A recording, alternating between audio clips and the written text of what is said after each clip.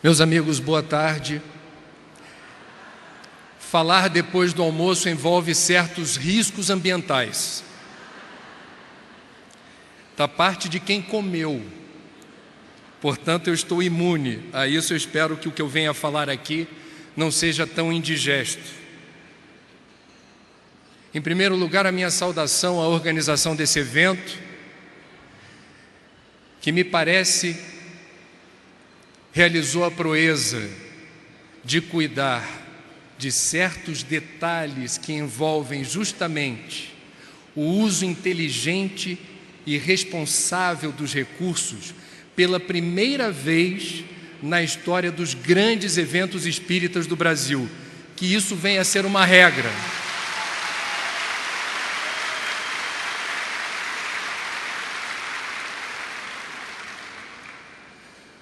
O escritor, cientista e pesquisador americano Jared Diamond, vencedor do Prêmio Pulitzer de Literatura pelo livro Armas, Germes e Aço, o mais importante prêmio de literatura dos Estados Unidos, alcançou notoriedade internacional com a obra seguinte, intitulada Colapso: Como as sociedades escolhem o sucesso ou o fracasso.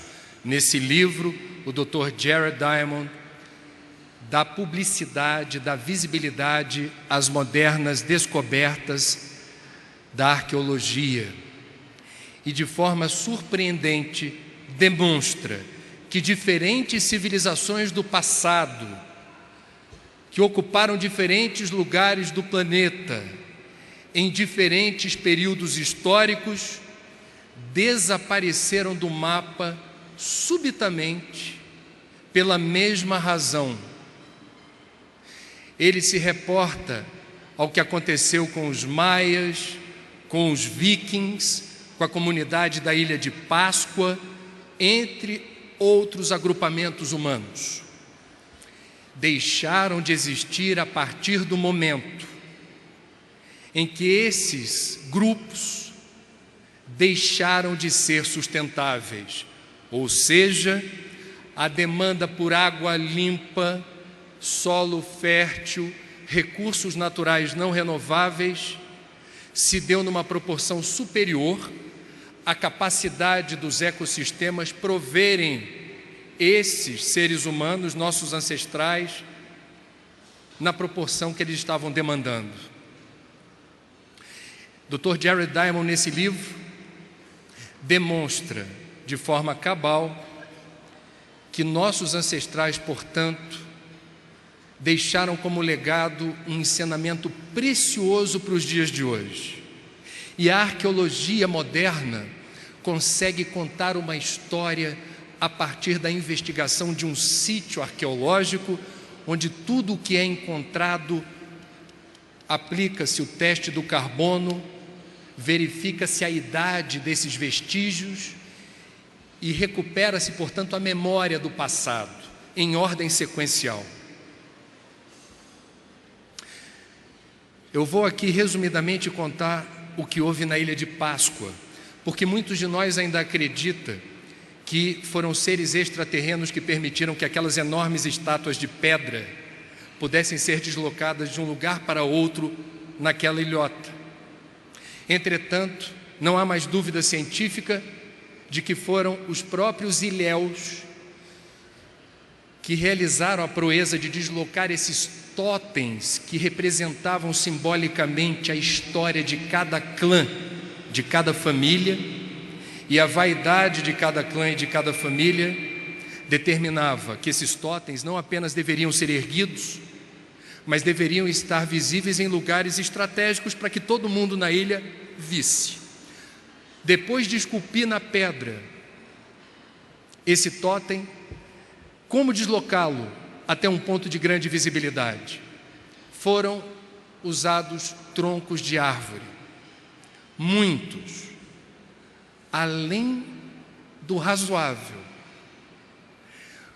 Faltou árvore na Ilha de Páscoa. Sem a floresta deles, os predadores que se refugiavam ali das pragas oportunistas das lavouras não mais tinham refúgio.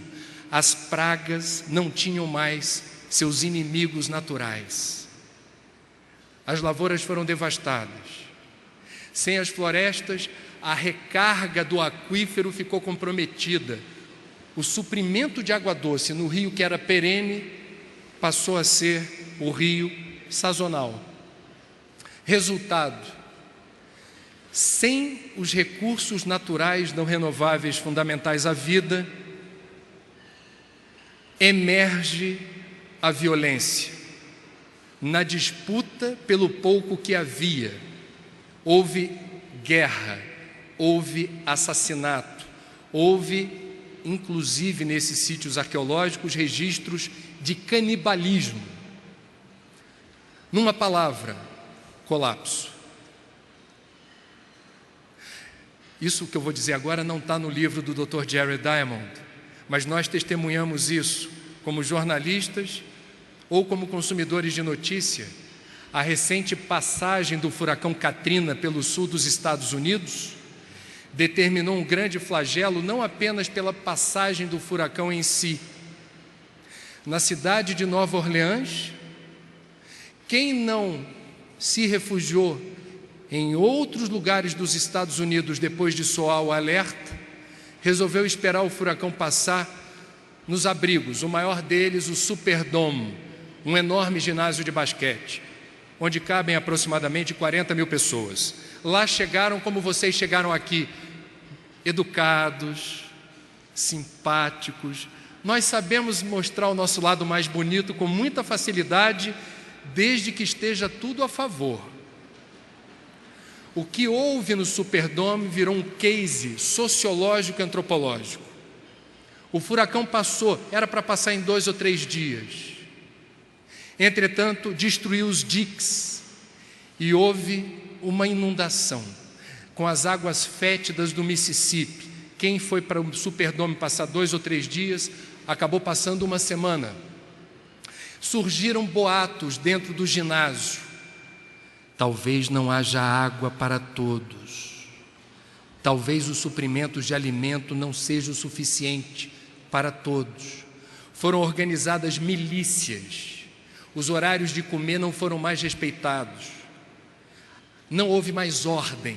Sobreveio a disputa pelo que havia de alimento e de água.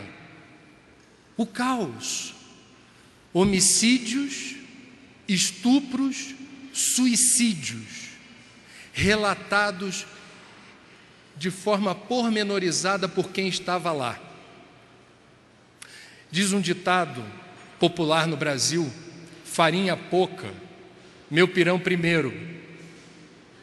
Nós temos, portanto, segundo o livro do Dr. Jared Diamond, nos dias de hoje, um cenário concreto, mensurável, realista, de um risco iminente de colapso dos recursos naturais não renováveis, num planeta que é um só, onde os recursos são finitos, onde nós, nesse mês de outubro, completaremos, segundo a ONU, a população de 7 bilhões de encarnados. A cada dia, e são todos bem-vindos, renascem 213 mil pessoas. A cada ano, mais 78 milhões de desencarnados, como nós já fomos, têm o privilégio de retornar.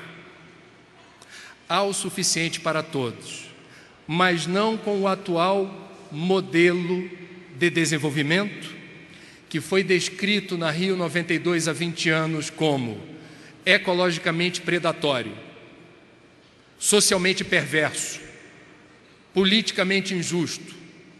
Em bom português, a atual crise ambiental não é a primeira do planeta, mas é a maior da história da humanidade. E ela tem a nossa digital, tem o nosso DNA. Tirem o apocalipse do verbete crise ambiental. Ela é causada por hábitos, comportamentos e padrões de consumo da civilização atual, nós, o que aparece no livro do Dr. Jared Diamond é que nós estamos cometendo os mesmos erros dos nossos ancestrais. Mas temos dois trunfos, duas vantagens. A arqueologia permite que a gente olhe no retrovisor da história e perceba o que eles fizeram no sentido de não repetir. A gente pode cometer outros erros, não os mesmos. Segunda vantagem, estamos vivendo num planeta onde as comunicações ocorrem de forma imediata e facilitada entre todos ou quase todos nós.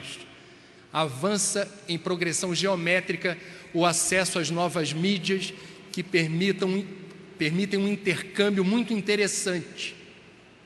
Dr. Diamond observa: podemos fazer bom uso dessas ferramentas comunicando o risco do colapso e o que devemos fazer para não incidir nos mesmos erros.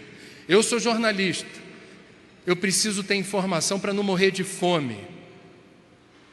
E eu devo compartilhar com vocês a minha perplexidade quando eu me deparo com uma obra dessa e percebo que o que está escrito ali eu já li em outros lugares, como relatórios do Programa das Nações Unidas para o Meio Ambiente, PNUMA, relatório do Programa das Nações Unidas para o Desenvolvimento, PNUD, relatórios de organizações do porte da World Watch Institute, uma das mais capacitadas do mundo para ver qual é a situação do planeta que nos abriga.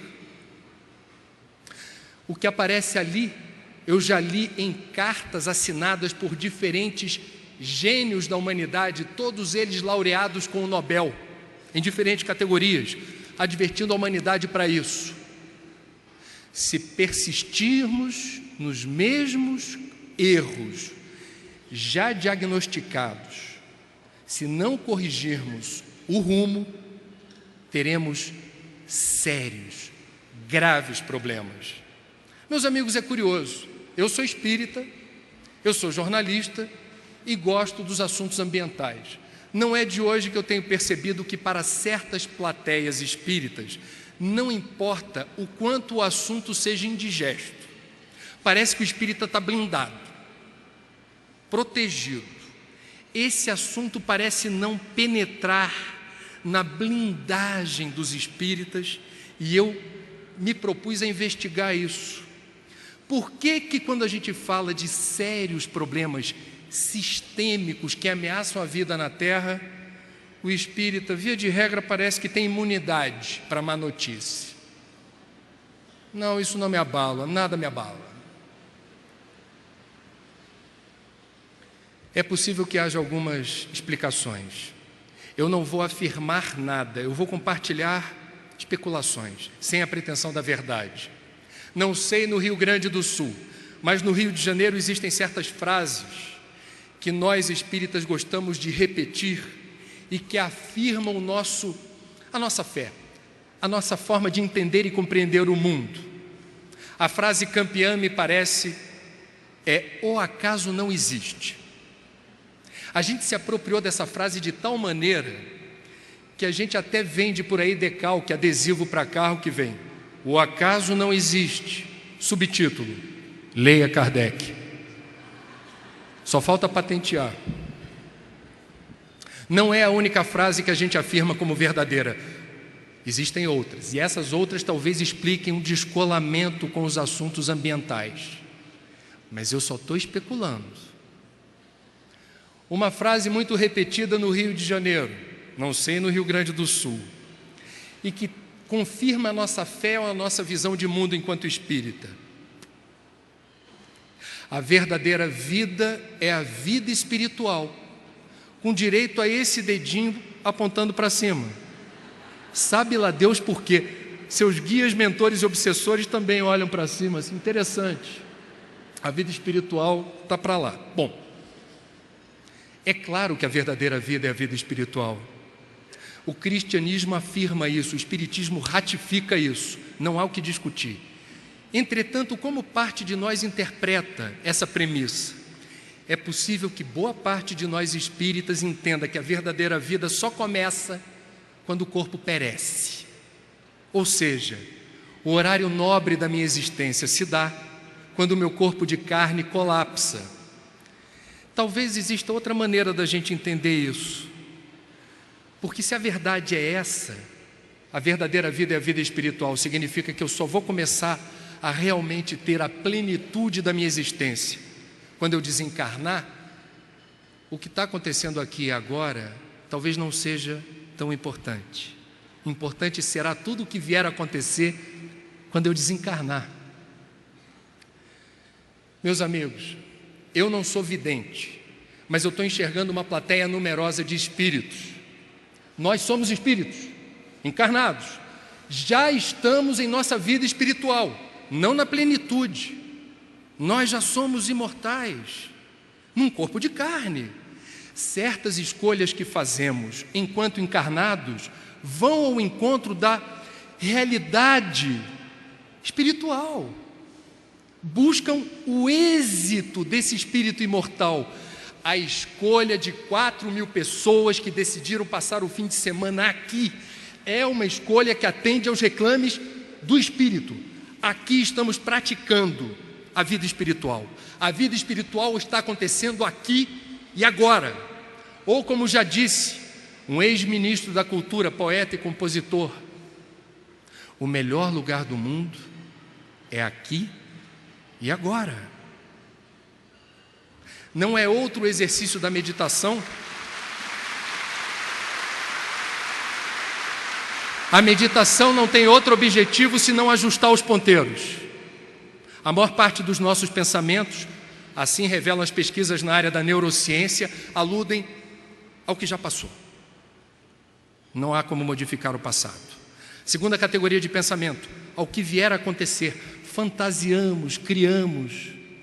Terceira categoria, aqui e agora. Uma outra frase, muito dita no Rio de Janeiro, não sei no Rio Grande do Sul, e que os espíritas usam para ratificar essa nossa leitura do mundo. Eu estou aqui de passagem. Eu estou aqui de passagem. Não sei você, eu estou de... Bom, não há discussão sobre isso. O mais ferrenho materialista, o mais convicto ateu, haverá de concordar com você. É uma verdade inexorável. O universo ele não é estático, ele é dinâmico. Todos estamos de passagem.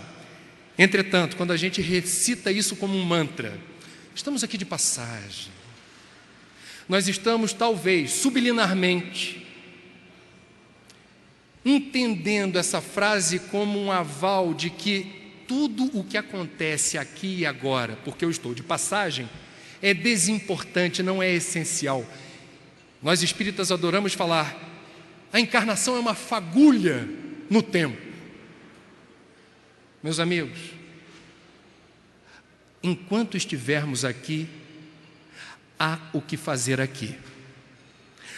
Um escritor americano, que eu saiba não é espírita, Richard Bach, escreveu certa vez o seguinte: quem está vivo está em missão. Acordou de manhã, se apalpou, estou aqui ainda. Quem está vivo está em missão. Há o que fazer aqui e agora. E missão é outra palavrinha mágica no movimento espírita que todos nós temos como conjugar diferentes frases com ela. Eu estou em missão. Eu não sei ainda a minha missão. Eu estou à procura da minha missão. Permitam-me sugerir que empreguem essa palavra no plural. Missões. Ser bom filho ou boa filha. Ser bom pai, mãe ou responsável. Outra missão. Ser um bom voluntário dentro ou fora da casa espírita. Um bom vizinho, um bom profissional, um bom eleitor. O que não falta é missão.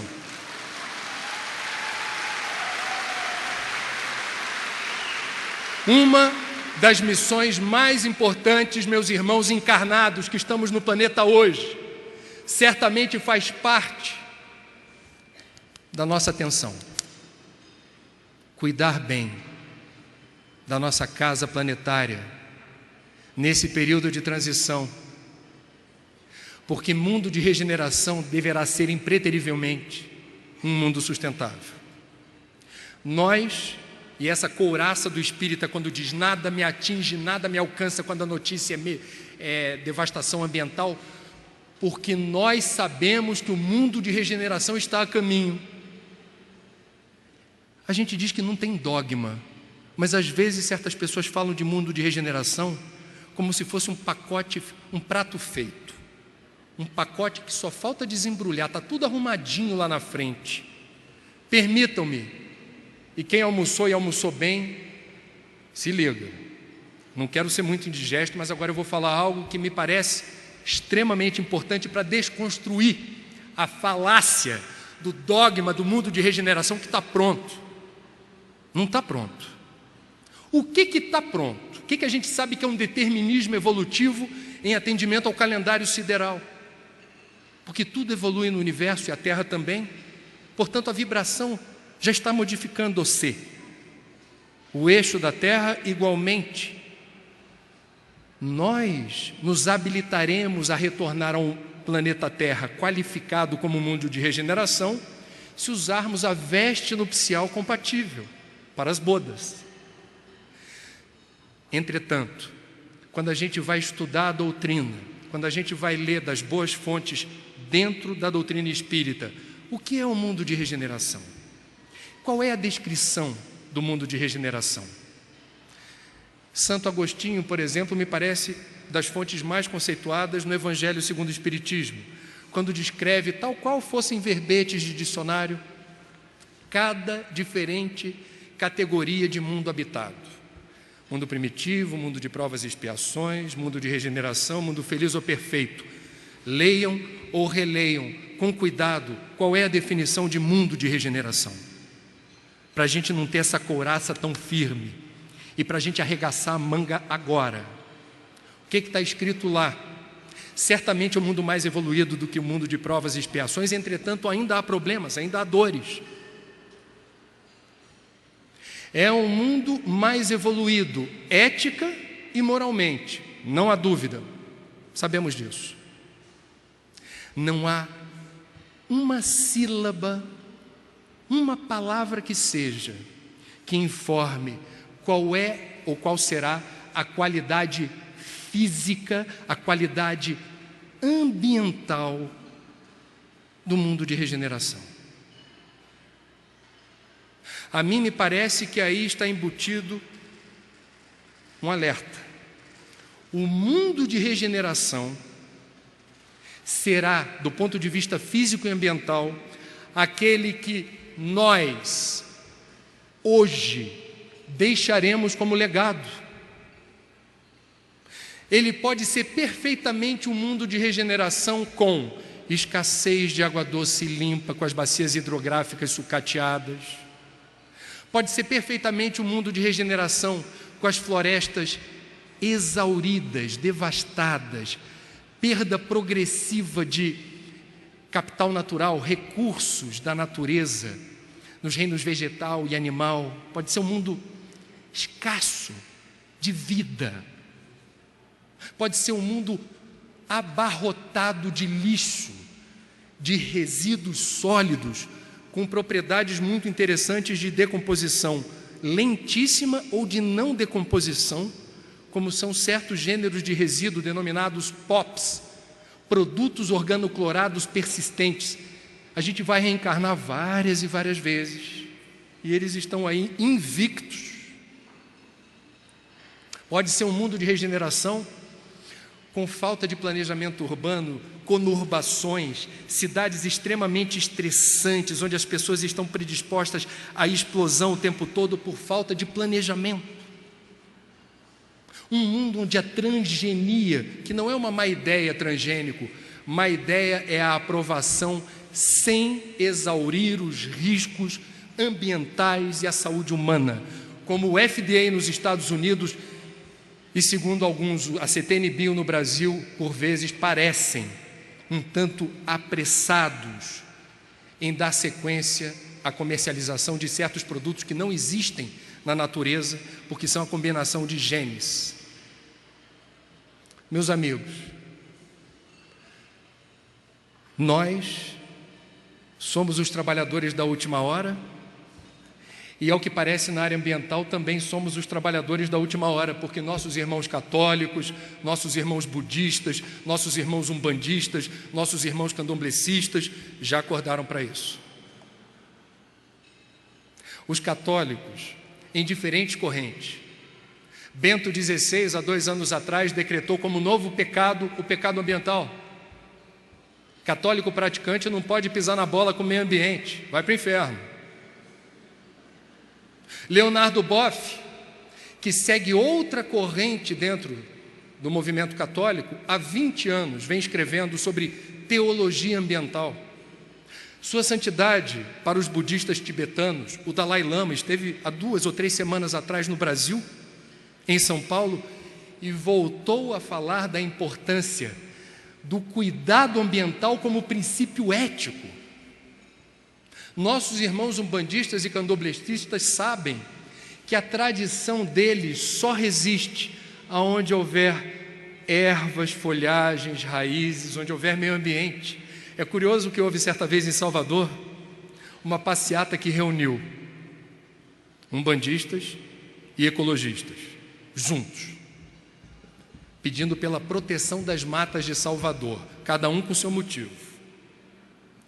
Os ambientalistas dizendo: sem essas franjas verdes, a vida se ressente. A qualidade de vida em Salvador se tornará progressivamente insuportável.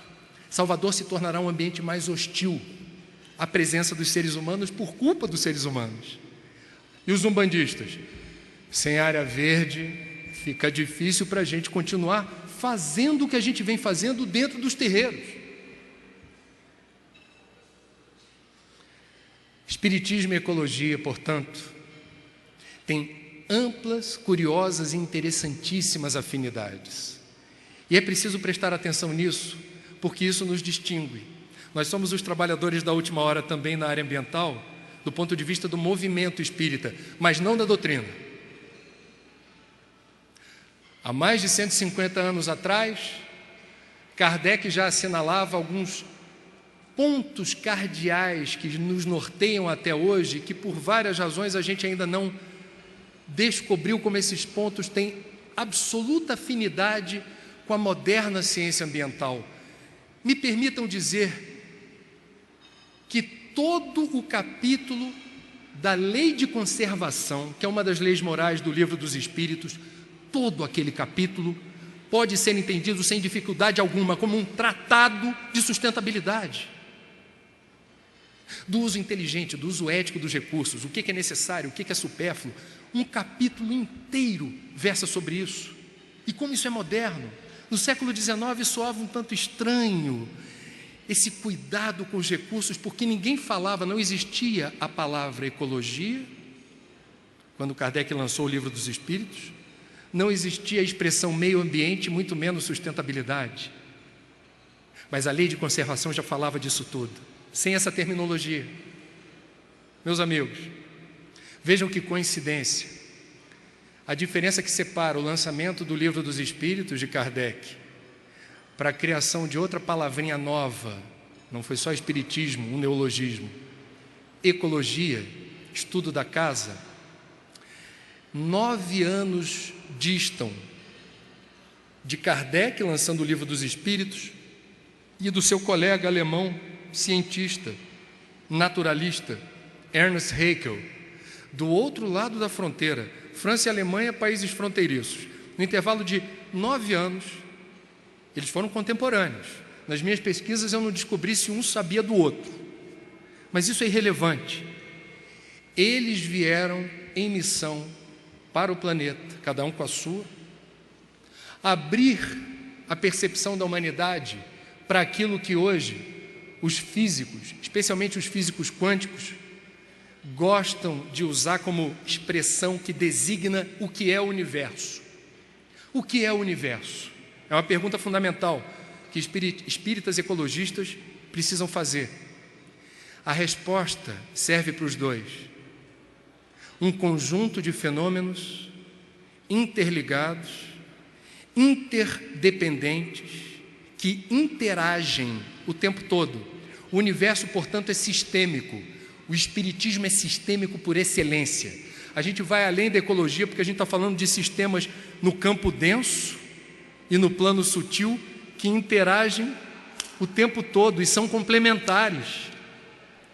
A ecologia espiritual será a ciência do futuro, porque a gente vai perceber como vários dos fenômenos da natureza que ocorrem hoje guardam interação com o campo sutil. O Livro dos Espíritos fala dos elementais da natureza. Carlos Torres Pastorino, no livro Técnicas da Mediunidade, que sua família não permitiu que fosse reeditado, a gente conhece o Pastorino do Minutos de Sabedoria. Foi um gigante do pensamento espírita e na área da pesquisa avançou-se muito com ele. No livro Espiritismo e Ecologia eu me permito escrever ou reproduzir uma parte extensa dos estudos de Pastorino a respeito dos elementais, dessas criaturas espirituais que permitem que as engrenagens da natureza fluam da forma que devem fluir. O software inteligente da vida ocorre porque Deus delega, Deus terceiriza, preside os fenômenos através dos seus intermediários. Os elementais estão aí. Espiritismo e ecologia têm muita coisa em comum. Uma das coisas que mais